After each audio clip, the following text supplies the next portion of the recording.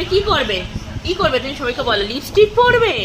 ও বাবা, ও লিপস্টিক পরবে। দেখো লিপস্টিক তো ছেলেরা পরে না বাবা, বাবা কি লিপস্টিক পরে? পরে না। আচ্ছা কি ওখানে সবাইকে দেখিয়ে দাও তো তুমি কিভাবে হাম্পি দিতে পারো, কিস করতে পারো। এইভাবে এটা কিস করে দেখিয়ে দাও, এরকম ভাবে দেখিয়ে দাও, করো দেখি, সবাই দেখুক। করবে না? দেখো কত দুষ্টু। আচ্ছা আমাকে একটা কিসু দিয়ে দেখিয়ে দাও তো সবাইকে। একটা ছবি তুলছি। এখন দেখাবে না, এখন বলেছি বলে দেখাবে না, এটাই হয়। নাহলে সারাদিন এইগুলো করে যাচ্ছে।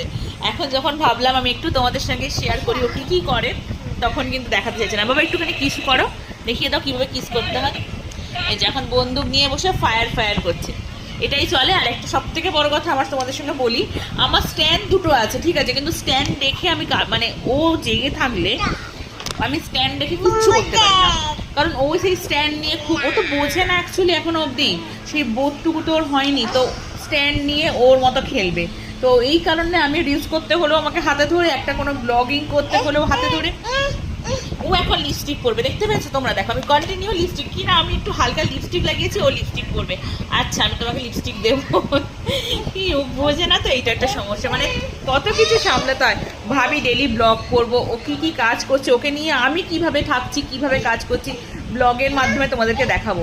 কিন্তু সত্যিই বলছি ওই স্ট্যান্ডের প্রবলেম, যে স্ট্যান্ড রাখলে আমার ছেড়ে করতে দেবে না, এটাই এর সমস্যা।